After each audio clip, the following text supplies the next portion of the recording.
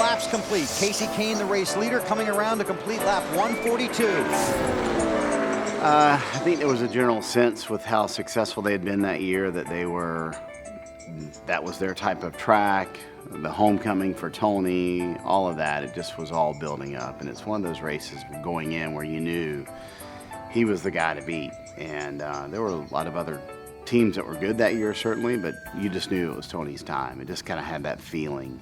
He keeps getting reminders, conserve fuel when you can. I asked Tommy Baldwin, how close are you on fuel? He said, close enough. I said, do you need a caution? He said, yes.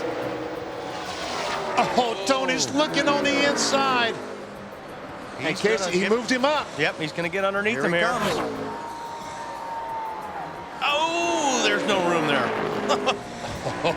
Race day morning, I remember my chat with Greg Zipadelli, and it just was like they were in a different zone.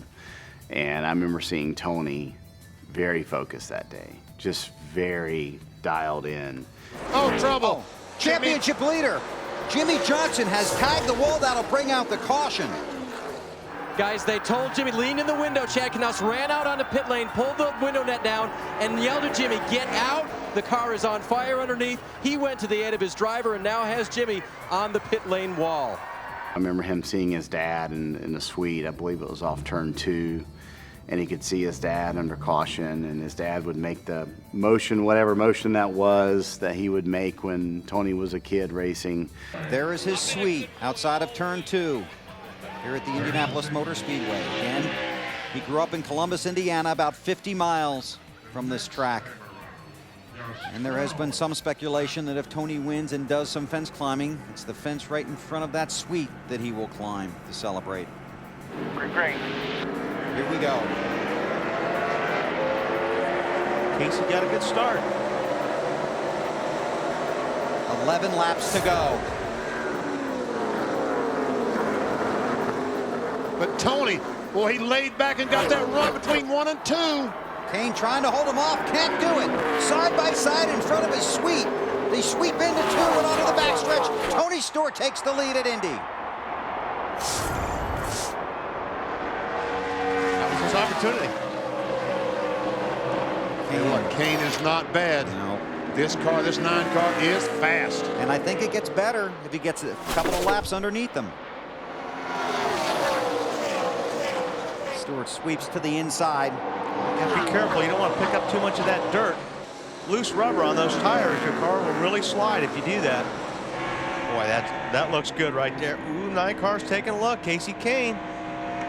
Car looks like it's working on the bottom. Pretty good, Benny. Sure does. And it looks like that Tony is starting to put just a little distance on Casey Kane in the 9. Last 2 laps, he's been 0.2 of a second faster. He sweeps out of turn 4 and sees the white flag at the same track where his hero A.J. Foyt won before him. Now Tony Stewart is 2.5 miles away from history.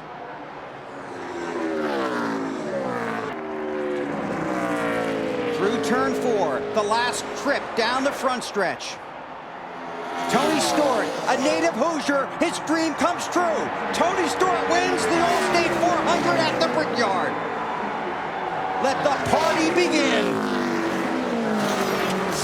I remember him winning that race and going to turn 2. He did a burnout in front of the suites where Nelson was, his dad. And I remember him going and doing the front straightaway fence climb. Uh-oh, he found a parking spot. That's his suite. It's outside of turn 2. Here comes smoke.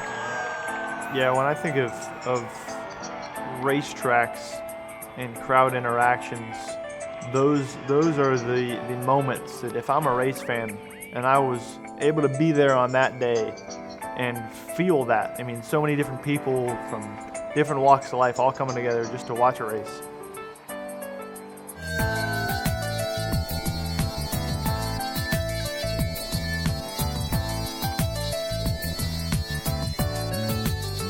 Driving around this racetrack, listening to the cheers of these fans, what does this win mean for you? I wish I could put it in words. It's today's been my entire life. So I feel like crap right now. In 5 minutes, I'm gonna feel really good. All right. Tony, congratulations. You've won at the Indianapolis Motor Speedway. Thanks, buddy. I appreciate it.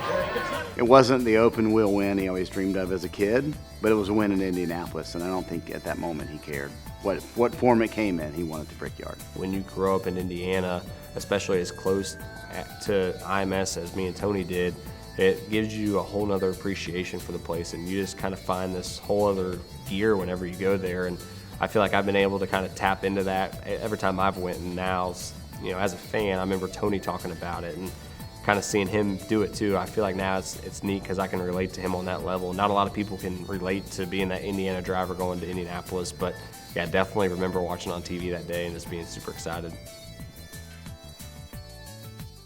Hi, I'm Parker Kligerman. For more access like this from Pit Road, be sure to click and subscribe to the Motorsports on NBC YouTube channel.